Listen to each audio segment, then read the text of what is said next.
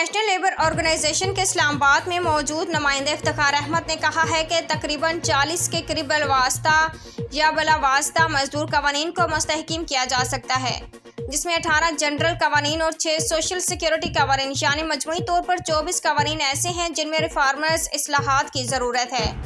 ये बात international labour organisation के ज़ेर-ए-एहतमाम लेबर लॉज रिफॉर्मर्स के मौजू पर मैरियट होटल कराची में मुनक़िदा एक सेमिनार में किया गया। कॉन्फ्रेंस से खिताब करते पीपल्स लेबर ब्यूरो सिंध के सदर और मरकजी मुकर्रर हबीबुद्दीन जुनैदी ने कहा कि 18वीं तरमीम के बाद चेयरमैन बिलावल भुट्टो जरदारी की रहनुमाई में सिंध हुकूमत को मौका मिला और हमने ना सिर्फ नए और जदीद कवानीन बनाए हैं बल्कि पुराने कवानीन में इस्लाहात के जरिए उनको मौसर भी बनाया है।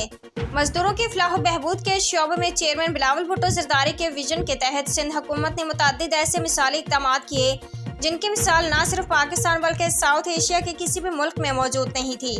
कराची में लेबर कवानीन मौजूद हैं लेकिन ओल्ड माइंड ब्यूरोक्रेसी इस पर अमल दरामद में गैर संजीदा है। उम्दा में पकाएं और जी भर के खाएं।